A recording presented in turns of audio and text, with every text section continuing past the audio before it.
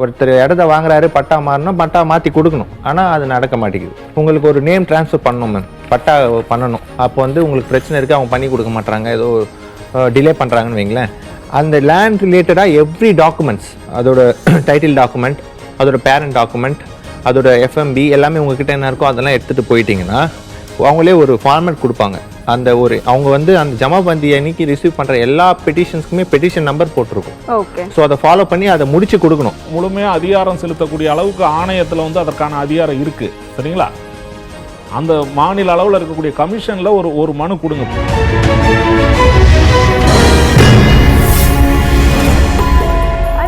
வணக்கம், நான் உங்க நிலா. இது சட்டம் ஒரு வகுப்பறை. இன்னைக்கு நம்ம எடுத்திருக்க டாபிக் என்னன்னா சொத்து பிரச்சனைகள். அதுலயும் குறிப்பா வந்து ஜமபந்தினா என்ன, அதுல என்னென்ன டீட்டெயில்ஸ் இருக்கும், அது எதற்காக பயன்படுது, அதை யாரு ப்ரிப்பேர் பண்றாங்கிறத நமக்கு தெளிவா எடுத்து சொல்றதுக்காக இரண்டு வழக்கறிஞர்கள் நம்ம கூட இருக்காங்க. First we have with us Jayakannan sir. வணக்கம் sir. He has more than 25 years of experience in handling civil, criminal and matrimonial cases in both Madras High Court as well as in lower court. We welcome you to the show, sir. அடுத்து நம்ம கூட இருக்கிறது Vignesh sir. வணக்கம் sir. He has more than 10 years of experience in handling civil, criminal and matrimonial cases in both Madras High Court as well as in lower court. We welcome you to the show, sir. வாங்க நிகழ்ச்சிக்குள்ள போகலாம். Jayakannan sir, இந்த ஜமபந்தி அப்படின்னா என்னது sir?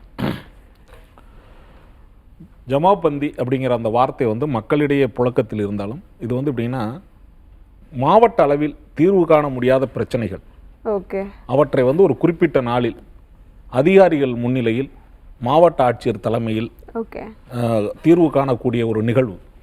இந்த நிகழ்வு வந்து பார்த்திங்கன்னா வருடங்களில் வந்து ஒரு குறிப்பிட்ட சில தினங்களில் மட்டும் நடக்கும். ஓகே.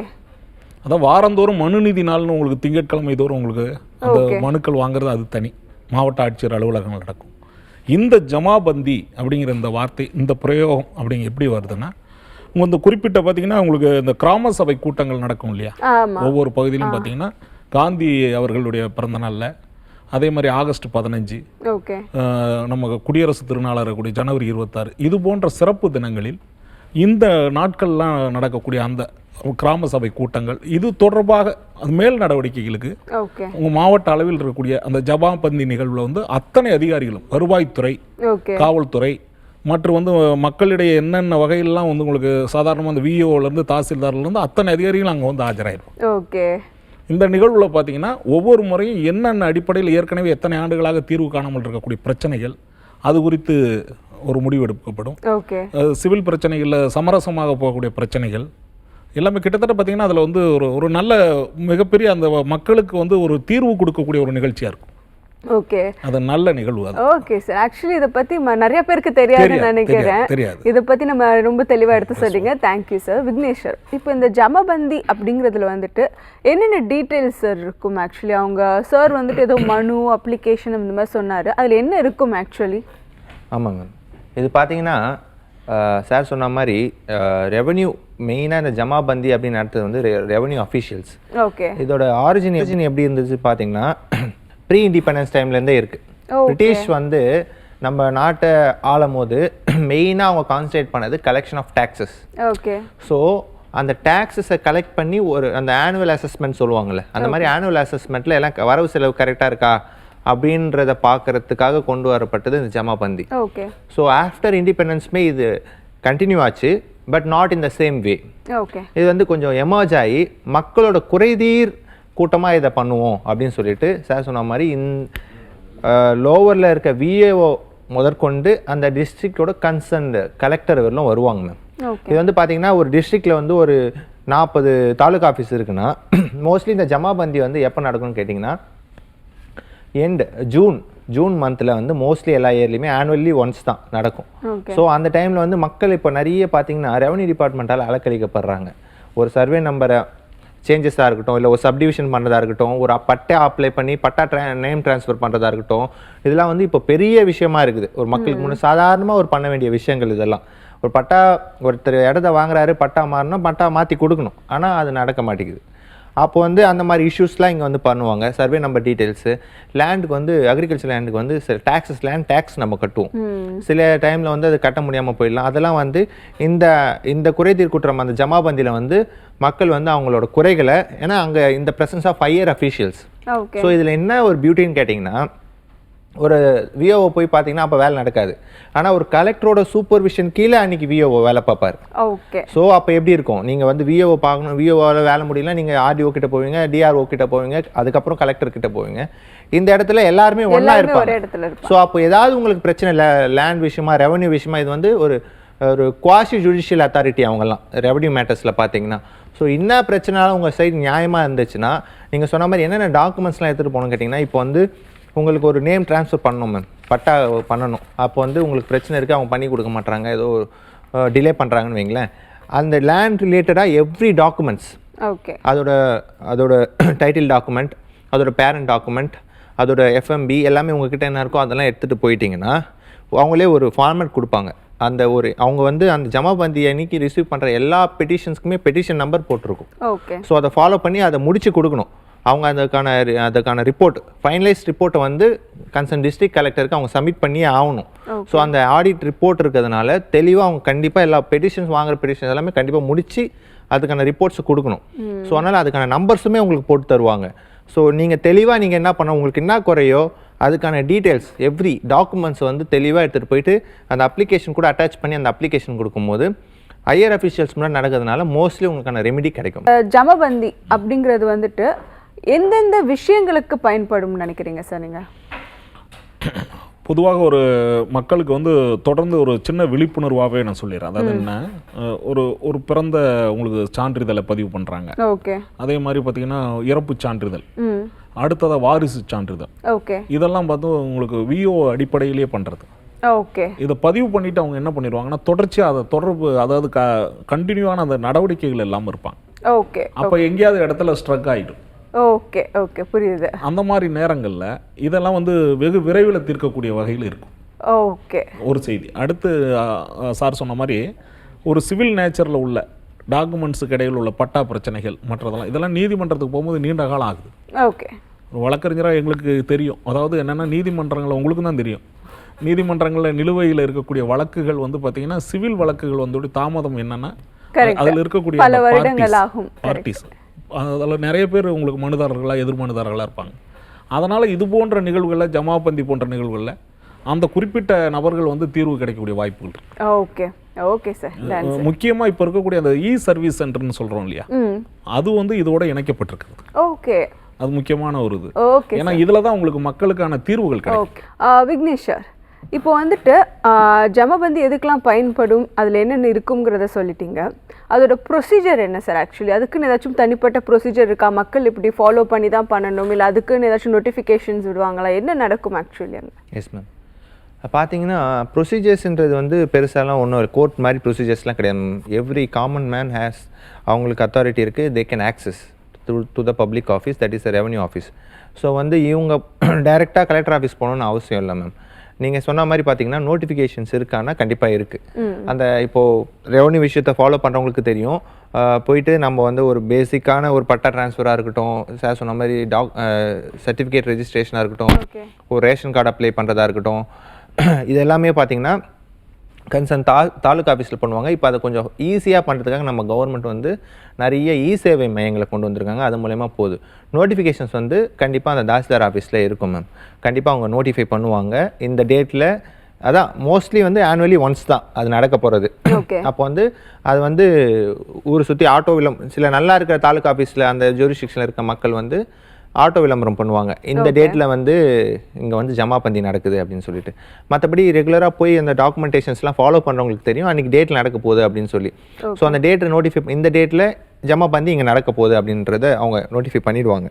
அந்த டேட்டில் போயிட்டு ஆல்ரெடி டிஸ்கஸ் பண்ண மாதிரி வந்து என்ன குறை இருக்கோ, இப்போ ஒரு ரேஷன் கார்டு அப்ளை பண்ணியிருக்காங்க, ரேஷன் கார்டு வந்து சம்மந்தமே இல்லாமல் ரிஜெக்ட் பண்ணுறாங்க, அவங்களுக்கான இது வாய்ப்புகளை கொடுக்காம ரிஜெக்ட் பண்ணுறாங்க, அப்ளை பண்ண ரேஷன் கார்டு வந்து கொடுக்க மாட்டுறாங்க அப்படின்னும் போது அந்த டேட்டில் அந்த அப்ளிகேஷன், அவங்க கொடுத்த அப்ளிகேஷன் ரீசனே இல்லாமல் ரிஜெக்ட் பண்ண விஷயங்கள் அதெல்லாம் ஒரு கம்பைல் பண்ணிவிட்டு அவங்க ரேஷன் கார்டு அப்ளை பண்ணுறதுக்கான பேசிக் டீட்டெயில்ஸ் இருப்பாங்க, அந்த டீட்டெயில்ஸ்லாம் அட்டாச் பண்ணிவிட்டு அது கூடவே அந்த மனு நாள் அன்றைக்கி வந்து அந்த ஜமாபந்தி அன்றைக்கி வந்து டோக்கன் போட்டு தருவாங்கள்ல, அந்த நம்பரோடு அதை அட்டாச் பண்ணி கொடுக்கும்போது அவங்களுக்கான ரெமெடி ஈஸியாக கிடைக்கும். ஏன்னா ஹையர் அத்தாரிட்டிஸ் வந்து சூப்பர்வைஸ் பண்ணுறாங்க. ஸோ அதுக்கான ரிப்ளையும் பெர்ஃபெக்டாக நோட்டிஃபை பண்ணுவாங்க. ஓகே. ஸோ அதனால் வந்து இதில் ஏமாற்ற முடியாது. ப்ரொசீஜர்ஸ்னால் இதான் மேம், ரொம்ப பெரிய ப்ரொசீஜர்ஸ்லாம் கிடையாது.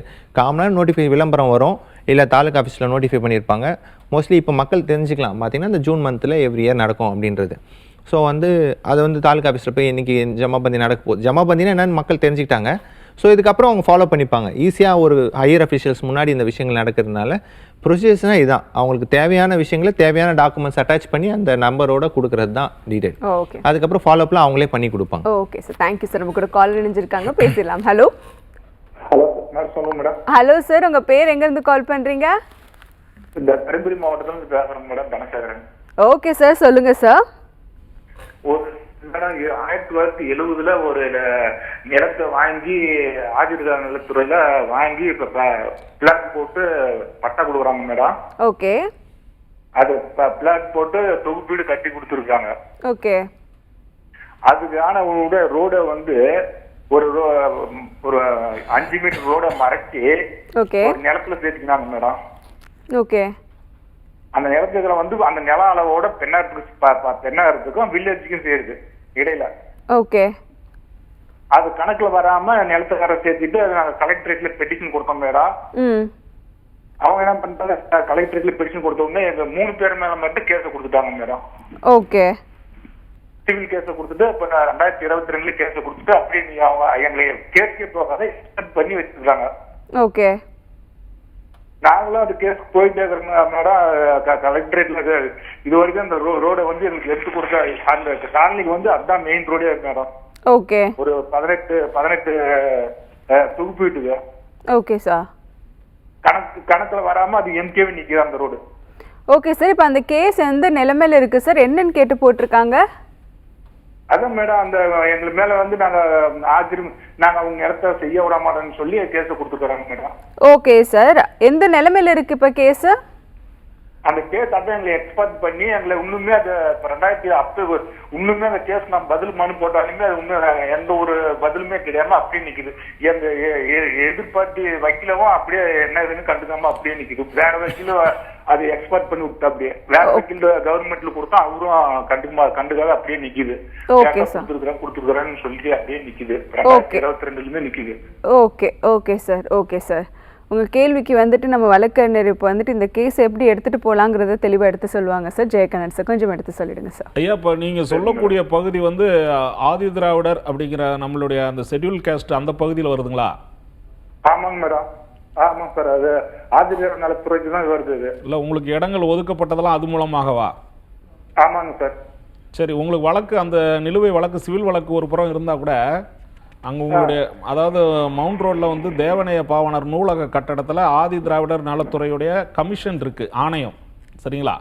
சரி சார். அதில் வந்து ஒரு மனு கொடுங்க.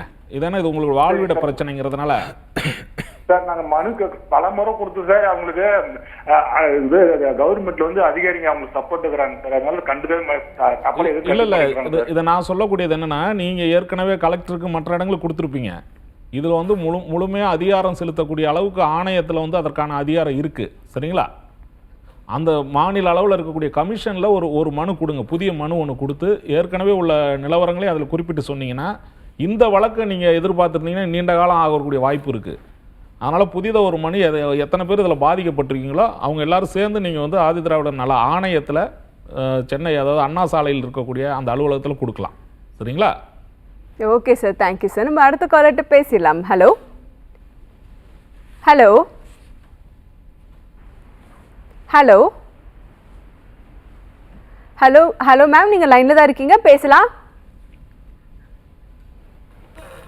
சார், இப்போ வந்துட்டு இந்த ஜமபந்திங்கிறது நீங்கள் இயர்லி ஒன்ஸ் தான் நடக்கும்னு சொல்கிறீங்க.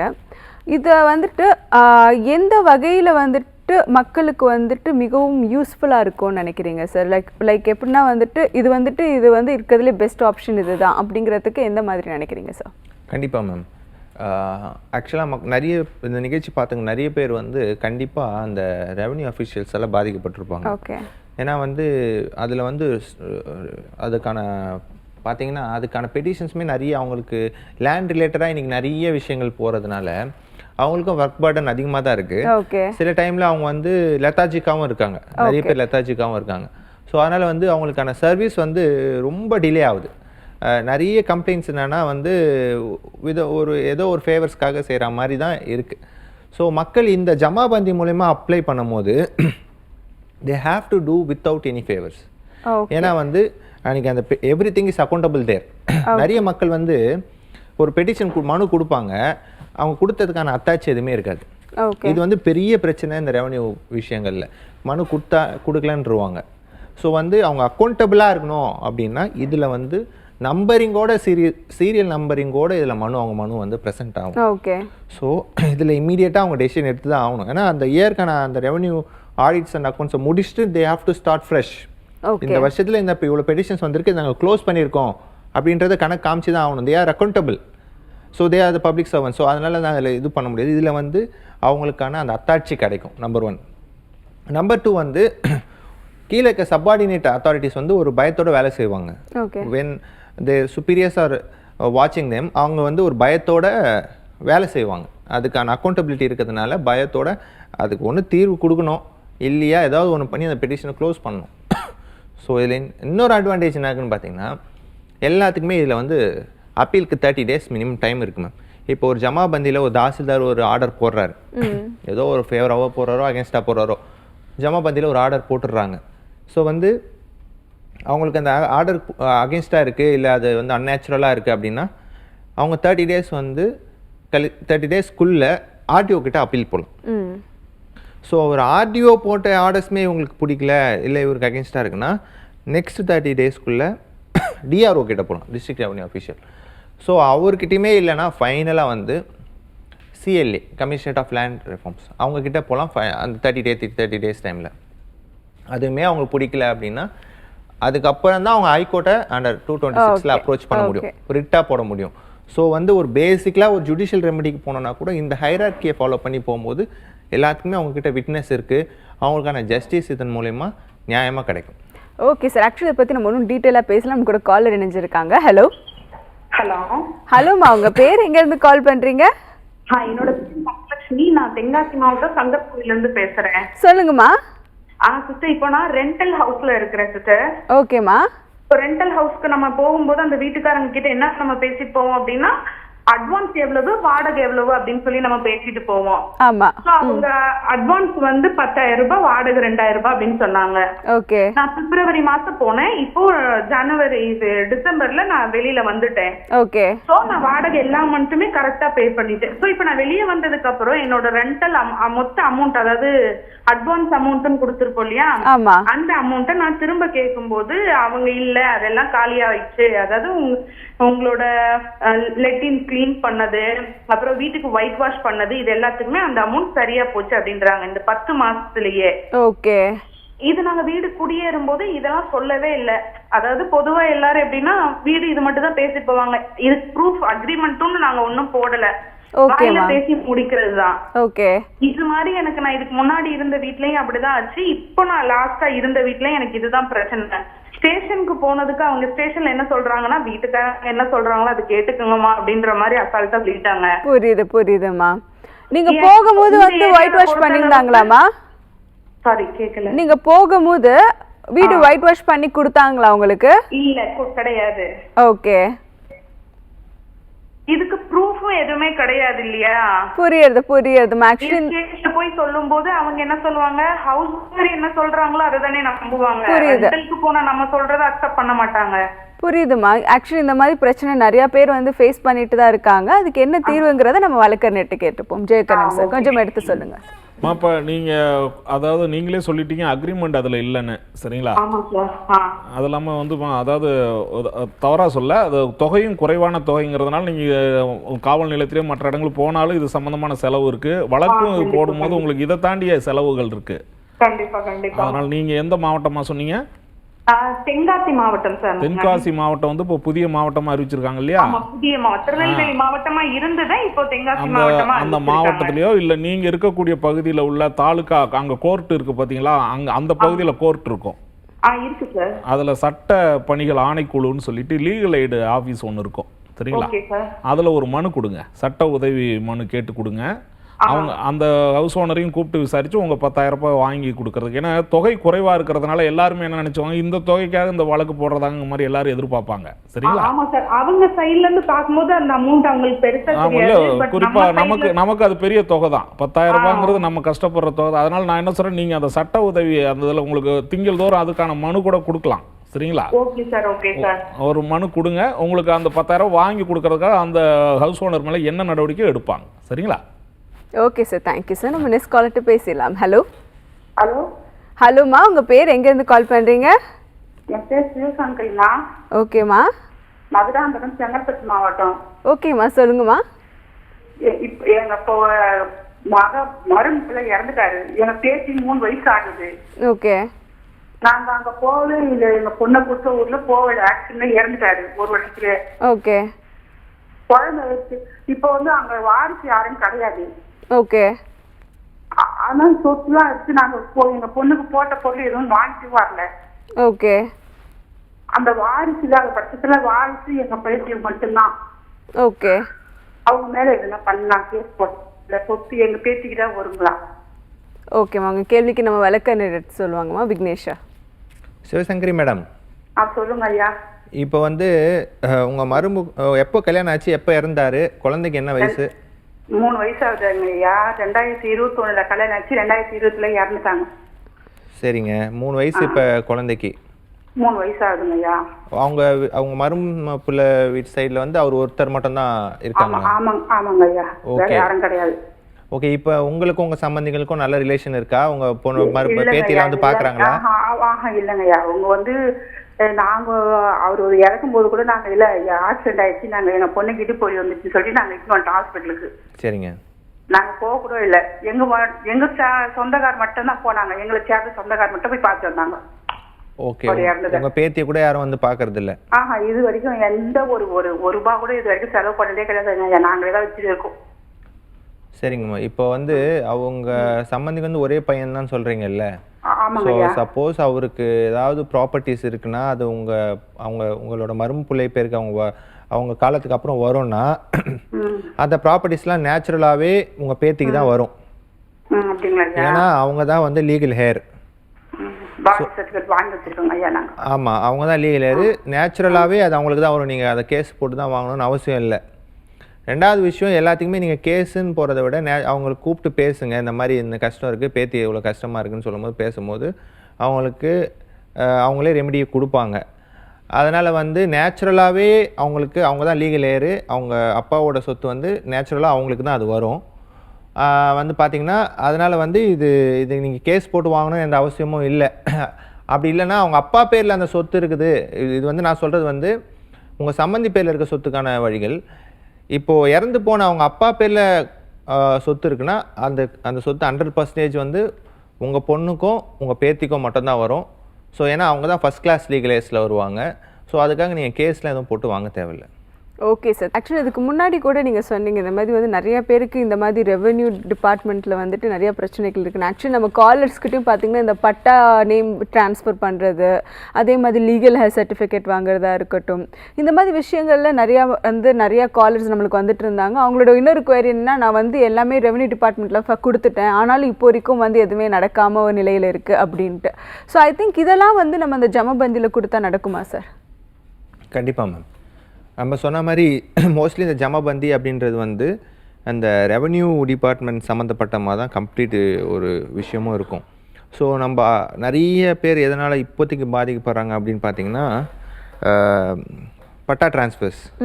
அது பார்த்திங்கன்னா நம்ம எவல்யூஷன் மைட்டி வரும்போது பார்த்திங்கன்னா ஃபஸ்ட்டு OSR, SLR, அதுக்கப்புறம் UDR, இப்போ பட்டா அந்த ரேஞ்சில் இருக்குது. ஸோ நிறைய ரெக்கார்ட்ஸில் நிறைய சின்ன சின்ன மிஸ்டேக்ஸ் இருக்கும் மேம். ஒரு சர்வே நம்பரில் கரண்ட் UDRக்கு முன்னாடி ஒரு விதம், அதுக்கு சர்வே நம்பர் வேறு மாதிரி இருக்கும். ஸோ அதை மாறும் போது மக்கள் அது ரெவென்யூ டிபார்ட்மெண்ட்டால் அலக்கழிக்கப்படுறாங்க. நிறைய சூழ்நிலையில் இந்த டாக்குமெண்ட் சரியில்லை, இது கூட லிங்க் ஆகலை அப்படின்னு சொல்லிட்டு அலக்கழிக்கப்படுறாங்க. அவங்களுக்கு தெரியாமல் தான் வராங்க. ஸோ அந்த பேசிக்கான டீட்டெயில்ஸ், அந்த அக்குமுலேஷன் ஆஃப் டாக்குமெண்ட்ஸ் எல்லாமே ரெவென்யூ டிபார்ட்மெண்ட்டில் தான் இருக்கும். UDR வெறும் தாலுக்கா ஆஃபீஸில் இருக்குன்னா SLRலாம் கலெக்டர் ஆஃபீஸில் இருக்கும். ஸோ இதை பேஸ் பண்ணி தான் எல்லா ரெவன்யூ டிரான்சாக்ஷன்ஸுமே நடக்குது. ஓகே. அதை பேஸ் பண்ணி தான் டேக்ஸஸ் கலெக்ட் பண்ணுறாங்க. இப்போலாம் வந்து நிறைய பேர் கேட்பீங்க, நம்ம வீட்டுக்கு தான் வரி கட்டுறோம், லேண்டுக்கும் வரி கட்டணுமா?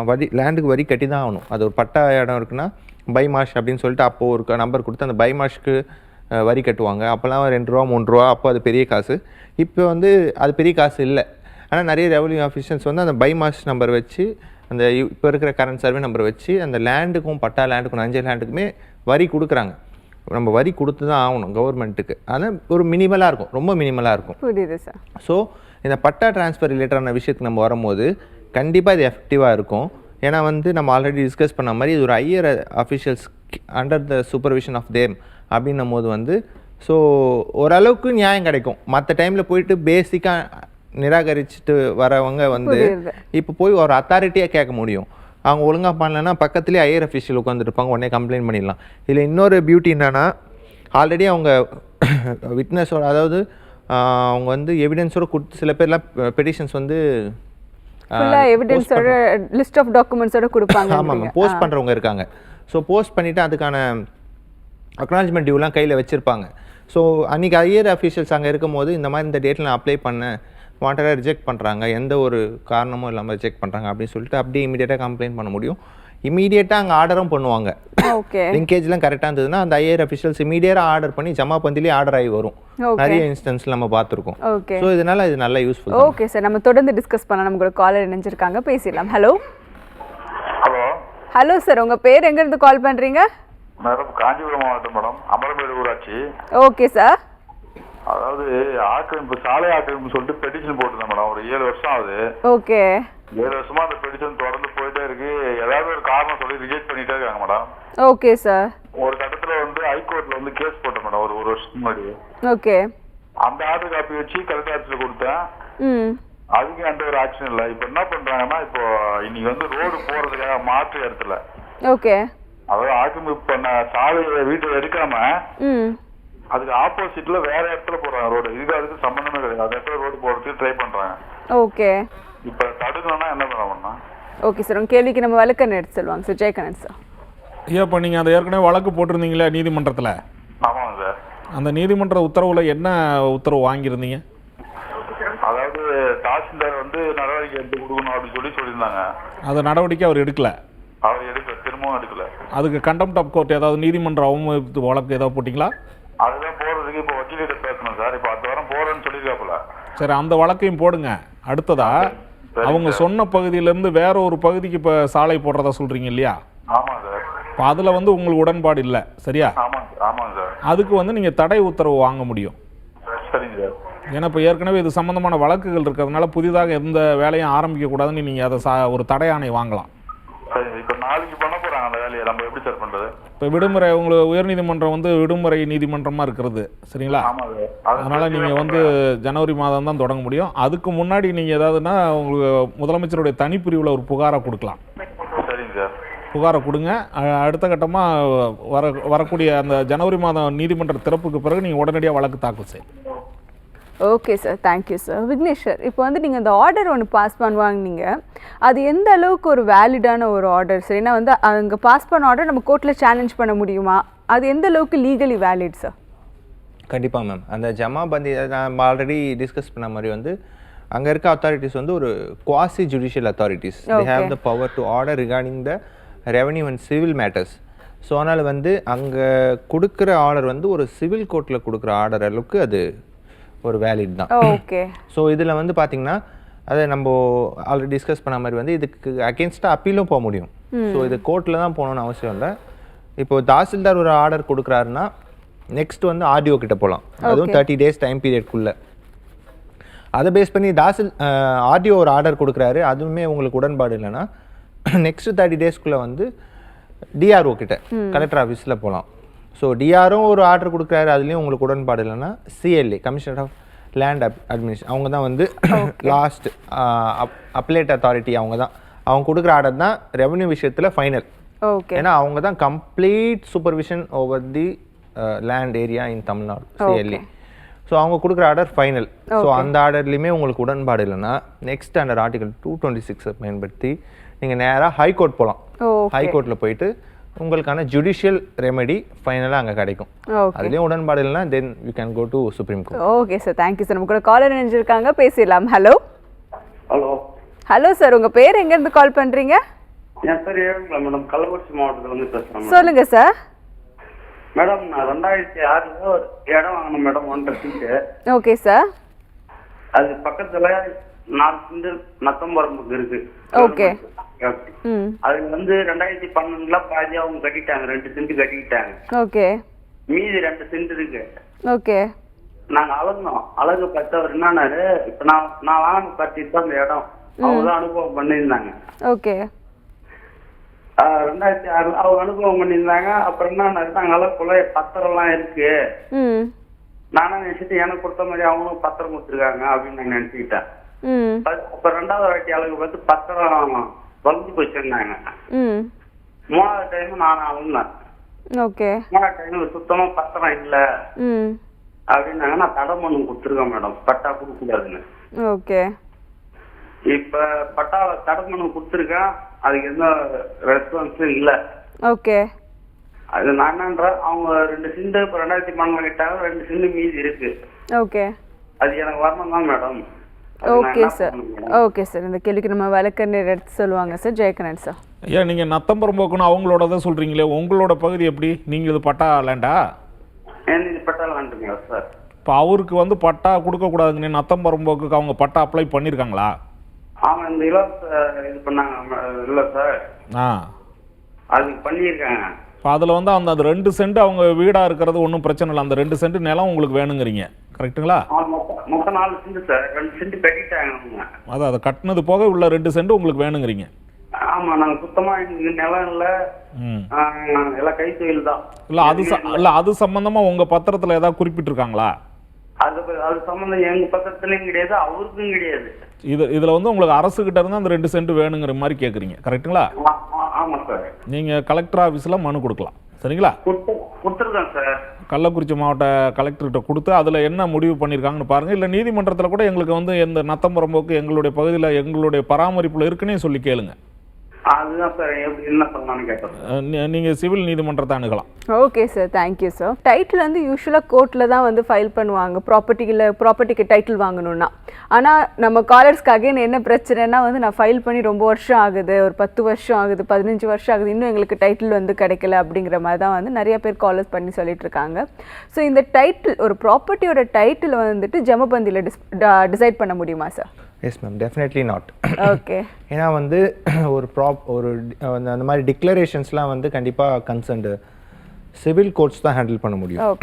இந்த ஜமாபந்தின்ற கான்செப்ட் வந்து லேண்ட் ரெக்கார்ட்ஸ் எல்லாத்தையுமே கரெக்டாக மெயின்டைன் பண்ணுறாங்களா அப்படின்ற விஷயம் நம்ம ஆல்ரெடி டிஸ்கஸ் பண்ணால் பட்டா ட்ரான்ஸ்ஃபர்ஸ் பண்ணலாம். ஓகே.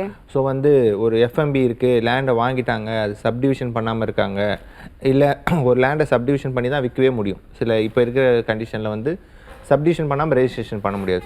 ஸோ அந்த சப்டிவிஷனுக்காக ரெக்வஸ்ட் பண்ணி பண்ணாமல் இருக்காங்க, இல்லை வரி கலெக்ட் பண்ண மாட்டுறாங்க, வரி பண்ணாலும் ஸ்லிப் போட்டு கொடுக்க மாட்டுறாங்க. இந்த மாதிரி லேண்ட் ரெக்கார்ட்ஸ் சம்மந்தமான விஷயங்களுக்கான ஆர்டர்ஸ். இப்போ ஆர்டர்ஸ்னால் வந்து இந்த பட்டா இவரது இல்லைன்னு கேன்சல் பண்ண முடியும். ஓகே. ஒருத்தருக்கு வந்து ஒரு தாசில்தார் பணம் வாங்கிட்டு தவறுதலாக ஒரு பட்டா போட்டு கொடுத்துருக்காங்கன்னா அதை கேன்சல் பண்ண முடியும். அதை கேன்சல் பண்ணி ஒரு ஆர்டர் போட முடியும். யாருக்கு அந்த ஒரிஜினலாக அந்த பட்டா வரணும் அப்படின்றத அவங்களோட பேரண்ட் டாக்குமெண்ட்ஸ், டைட்டில் டாக்குமெண்ட்ஸ் வச்சு டிசைட் பண்ணி பட்டா ஆர்டர் போட முடியும். ஸோ ஒரு டைட்டிலை டிக்ளேர் பண்ண முடியுமா அப்படின்னு கேட்டிங்கன்னா டெஃபினெட்லி நாட். அது இந்த ஜமாபந்தியோட கான்செப்ட் கிடையாது. ரெவென்யூ ரெக்கார்ட்ஸை சேனலைஸ் பண்ண முடியும், அதை வந்து ஆடிட் பண்ண முடியும், பட்டா ட்ரான்ஸ்ஃபர் பண்ண முடியும். Any kind of certificates revenue டிபார்ட்மெண்ட்லேருந்து கொடுக்க வேண்டிய சர்டிஃபிகேட்ஸ் வந்து தராமல் மறுக்கிறாங்கன்னா அதை இதில் வாங்க முடியும். ரேஷன் கார்ட்ஸு, ஸோ அந்த மாதிரி விஷயங்கள் அவங்க தான் இஷ்யூவிங் அத்தாரிட்டி. ஸோ அவங்க இஷ்யூ பண்ணாமல் இருக்காங்க, இல்லை அதில் என்ன பிரச்சனை இருக்குன்னா அதுக்கெல்லாம் இதில் சார்ட் அவுட் பண்ணிக்கலாம். பட் வந்து ஒரு டிக்ளரேஷனுக்காக கேட்கும் போது இதில் அது வாய்ப்பு இல்லை. Okay sir, thank you sir. நம்ம கூட காலர் இணைஞ்சிருக்காங்க, பேசிடலாம். ஹலோ. அம்மா, இந்த ஒரு திண்டுக்கல் மாவட்டம் சிறுமலங்கம்மா. ஓகே ஓகே சார், சொல்லுங்க சார். அது வந்து எப்படின்னா நம்ம பாட்டி அப்பாவோட அம்மா பேர்ல, அம்மா பேர்லயும் அவங்க தம்பி பேர்லயும் இருக்குங்கம்மா பட்டா ஒரு 80 சென்ட். ஓகே. அது வந்து இப்ப எப்படின்னா அது அவங்க பேர்ல மட்டும் மாத்திக்கிட்டாங்க. ஓகே. அது வந்து நாங்க போய் கேட்டப்ப எப்படி சொல்றாங்கன்னா, இப்ப தாலுகா ஆஃபீஸ் பத்திர ஆஃபீஸ்ல கேட்கல, பத்திர ஆஃபீஸ்ல தாலுகா ஆஃபீஸ்ல வந்து ஒரு இது வாங்கின சிட்டா வாங்கல. என்ன சொல்றாங்கன்னா, எங்க பாட்டி வந்து இன்னொரு ஆளுக்கு வித்ததாக சொல்றாங்க. அது வந்து கவர்மெண்ட் கொடுத்த இடம், அதுக்கு வந்து ஒரு 15 வருஷம் 20 வருஷம் ஒரு கணக்கு இருக்குன்னு சொல்றாங்க. ஓகே. அது வந்து 5 வருஷத்திலே வித்ததாக சொல்றாங்க. அது கையெழுத்து போட்டு வித்ததாக, அவங்க கிட்டே திருப்பி வாங்கினதாக அவங்க வாங்கினதாக சொல்றாங்க. அது வந்து சொல்லிட்டு, ஆனா தம்பி பேர்லயே பட்டா போட்டுக்கிட்டாங்க, எங்க பாட்டியோடைய தம்பி பேர்ல. Okay sir. அது மட்டும் இல்லாம அது மொத்தத்துக்கு பார்த்தோம்னா ஒரு 120 ஏக்கருக்கு மேல வருங்க. அது தனிப்பட்ட இடம். இது வந்து 80 சென்ட்னா ஊரடிக்குள்ள வருது. ஓகே.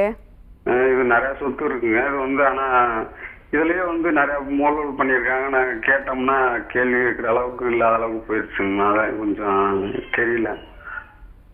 ஓகே சார், இதுக்கு நீங்க வழக்கு போட்டிருக்கீங்கல்ல சார்?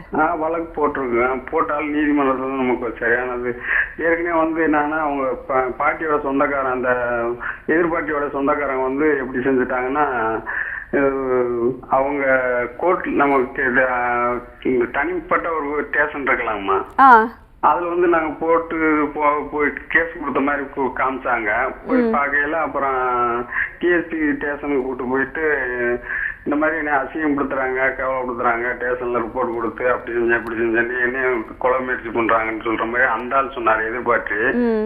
சொல்லையில அப்புறம் அவங்க வந்து கண்டிச்சு என்ன சொன்னாங்க, இனிமேல் வந்து இப்படி செய்யக்கூடாது வைக்கக்கூடாதுன்னு எழுதி கொடுங்க அப்படின்னாங்க. இனிமேல் கேஸ் இந்த வந்து தலையிடவே மாட்டேன்ற மாதிரி எழுதி கொடுங்கதும். நாங்க அப்ப விவரம் தெரியல, 2008 2007 அந்த வேலை செஞ்சுட்டேன். அப்புறம் இப்ப எடுத்து ஸ்டெப் எடுத்து பார்க்கல வந்து இப்ப ஹைகோர்ட்ல இருந்து பார்த்தா அந்த ஆர்டர் தான் வருதுங்கம்மா. Okay okay. அந்த அதான் ஆர்டர் கேட்கறாங்க, விசாரணை ஆர்டர் கேட்கறோம். அது வந்து அந்த ஆர்டர் வந்து இதை காமிக்கிறாங்க. நீங்க கோர்ட்ல பாக்கணும்னு சொல்லிட்டீங்களா, அது வந்து எங்க தாத்தாவோட சொத்துங்கண்ணா மொத்த சொத்து. சார் நீங்க சிவில் கோர்ட்ல எந்த கேஸும் போடலையா சார்? இல்ல, அது வந்து மொத்த சொத்துமா, தாத்தாவுடைய தாத்தா சொத்து. ஓகே. எங்க தாத்தாவுடைய என்னுடைய தாத்தா சொத்து. ஆனா அது வந்து மச்சனிங்க எப்படின்னா, எங்க பாட்டியோட அண்ணனும் தம்பி என்ன செஞ்சுட்டாங்கன்னா, தான் சொத்து மாதிரி அவங்க அப்பா சொத்து. இந்த மாவட்டமா இருக்குமா, திண்டுக்கல் மாவட்டம் வந்து முதல் அண்ணா இது இப்போ மதுரை மாவட்டமா இருந்து மாறிச்சு வச்சுங்களா. புரியுது சார். 74ல மாறும்போது இந்த வேலையெல்லாம் நிறைய வேலை பார்த்துட்டாங்க. அது வந்து எப்படி செஞ்சுட்டாங்கன்னா, அவங்க சொத்து அவங்க அப்பா சொத்து மாதிரி கொண்டு வந்து எங்களுக்கு பங்கு கொடுத்த மாதிரி ஒரு 2.25 ஏக்கர் காமிச்சாங்க. ஓகே. அந்த சிட்டா எங்க சிட்டா மாதிரி போட்டு கையில காமிச்சாங்க. அதை நாங்க எடுத்து, ஏன்னா பயந்துகிட்டு எங்க அப்பா எங்க அம்மா எல்லாம் கூப்பிட்டு வெளியில வந்துட்டாங்க, வெளியில கீழே.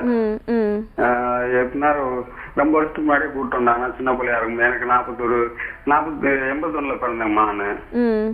அப்படின்றப்ப கூட்டு வந்து இப்படி ஆயிடுச்சு. ஆனா இப்ப பார்த்தோம்னா இப்ப இப்படி ஒரு பஞ்சாயத்து சொல்லி அவனுடைய ஆள் வந்து இந்த மாதிரி செஞ்சுட்டாங்க.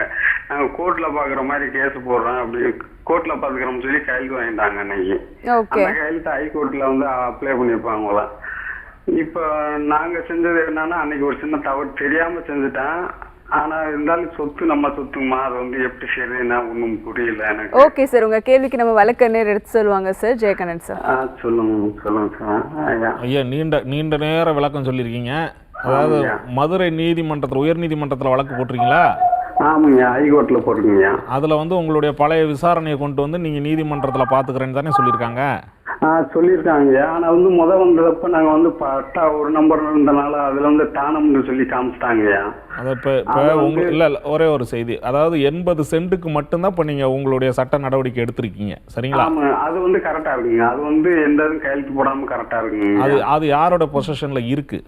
இப்ப இருக்கிறது வந்து பாட்டியோட தம்பி பேர்ல இருக்குங்க. தம்பி பேர்ல இருந்து அவங்க பிள்ளை பேருக்கு மாதிரி இருக்குங்க. பாட்டி கிட்ட இருந்து வாங்கினதா சொல்லக்கூடிய அந்த டாக்குமெண்ட்டை சேலஞ்ச் பண்ணிருக்கீங்களா? அதை சேலஞ்ச் எல்லாம் பண்ணி கரெக்டா வச்சிருக்கீங்க. அது சேலஞ்சுனா அந்த டாக்குமெண்ட் பொய்யானதுன்னு ஏதாவது வழக்கு, ஏதாவது கிரிமினல் வழக்கு கொடுத்துருக்கீங்களான்னு கேட்குறேன்.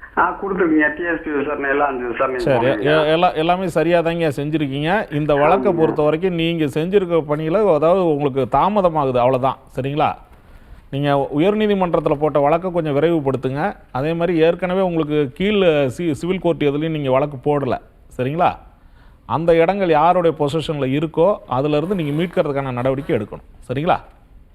Okay sir, thank you sir. நம்ம கூட அடுத்த காலர் இணைஞ்சிருக்காங்க, பேசிடலாம். ஹலோ, சொல்லுங்க மேம். வணக்கம் சார், உங்கள் பேர் எங்கேருந்து கால் பண்ணுறீங்க? நான் Ravinder, Chennai madam. Okay sir. என் சொத்து பொன்னேர்ல இருக்கு. எங்க ஆயா பேர்ல உள்ள சொத்தை எங்க தாத்தா வித்திருக்காரு 1975. ஓகே. ஈசி பட்டால எங்க தாத்தா பேர் இருக்கு, ஆயா பேர் இருக்கு. ஓகே. ஆனா எங்க தாத்தா சொத்துக்கிட்டு இருக்காரு 1975. அதனால கேஸ் போட முடியுமா மேம்? உங்க கேள்விக்கு நம்ம வழக்கறிஞர் எடுத்து சொல்லுவாங்க சார். விக்னேஷா. Thank you ma'am. சார் வணக்கம். வணக்கம் சார். அதாவது பாட்டி பேர்ல இருந்த சொத்தை தாத்தா விற்க முடியாது, பாட்டி தான் வித்திருப்பாங்க. அந்த சொத்து வந்து உங்க பாட்டி பேர்ல, அந்த சொத்து உங்க பாட்டி பேர்ல இருந்ததா? ஆமா சார், சொத்து பாட்டி பேர்ல, ஈஸியும் பாட்டி பேர்ல தான் சார் இருக்கு. இப்பயும் பட்டாவும் ஈஸியும் உங்க பாட்டி பேர்ல தான் இருக்கா? பாட்டி பேர்ல தான் சார் இருக்கு. அப்ப 75ல எங்க பாட்டி பேர்ல தான் சார் காட்டுது. ஆனா எங்க தாத்தா வித்துக்கிற மாதிரி பத்திரம் காட்டுறாங்க சார். அது வந்து மேபி ஃப்ராடா ஃப்ரோஜரி கூட இருக்கலாம். ஈஸில ரிஃப்ளெக்ட் ஆகல அன்னைக்கு டேட்ல. இல்ல சார், ஈஸில வந்து ரிஃப்ளெக்ட் ஆகுது சார். 75ல பார்த்தா எங்க ஆயா பேர் தான் இருக்கு. ஆனா ஈஸில அவங்க பேர் காட்டுறாங்க. இல்ல சார், நான் என்ன கேக்குறேன்னா 1975ல உங்க தாத்தா எப்போ அந்த சொத்தை வித்தாங்க? எங்க 1975ல வித்தாங்க சொத்தை. 1975ல வித்தா மாதிரி அந்த ஈஸில இருக்கா? இருக்கு சார். ஆனா எங்க ஆயா பேர்ல தான் பத்திரம்லாம் இருக்கு.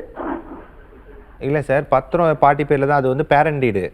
Okay sir. வித்துட்டு அந்த சொத்து வந்து அந்த டிரான்ஸ்ஃபர் ஆகுறது தான் இன்கம் சர்டிஃபிகேட்ல வரும். இப்போ பாட்டி பேர்ல இருந்து எக்ஸ்ன்னு ஒரு பர்சன் வாங்குறாங்கன்னா அவங்க அன்னைக்கு டேட்ல அந்த டாக்குமெண்ட் நம்பர்ல அதை வாங்கியிருப்பாங்கன்னு சொல்லிட்டு ஈஸில அந்த என்ட்ரி இருக்கும். இருக்கு சார்.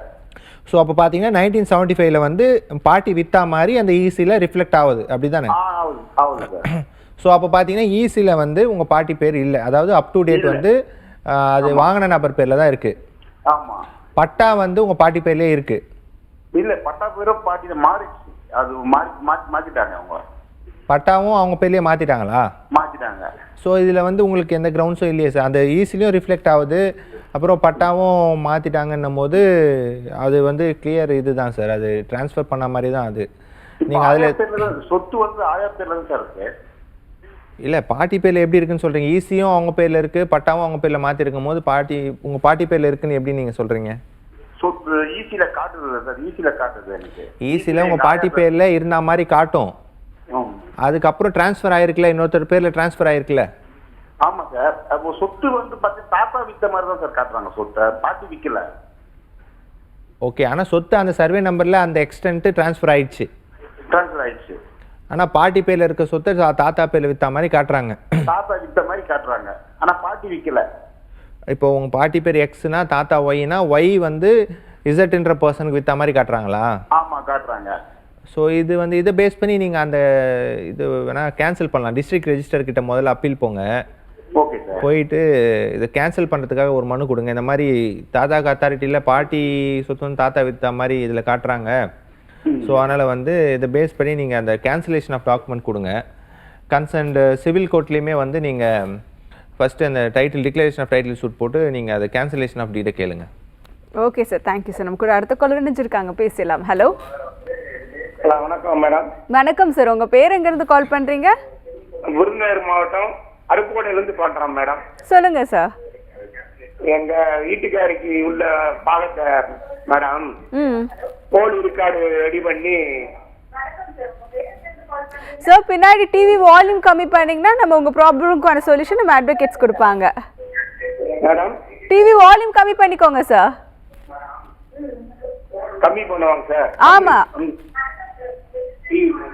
கம்மி பண்ணுங்க. Thank you sir, thank you sir. இப்போ சொல்லுங்க சார். வணக்கம் மேடம். சொல்லுங்க சார்.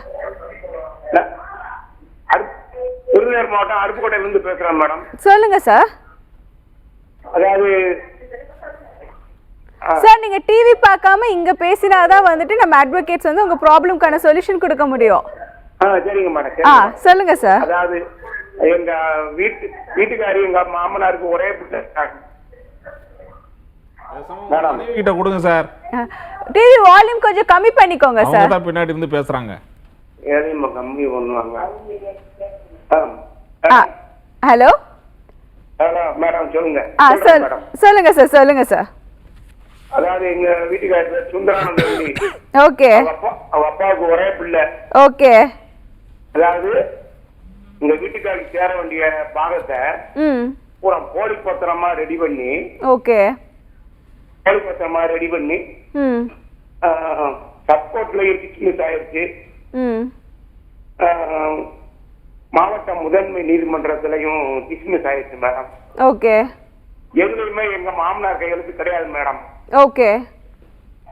எல்லாமே போலியா ரெடி பண்ணி இது பண்ணிட்டாங்க.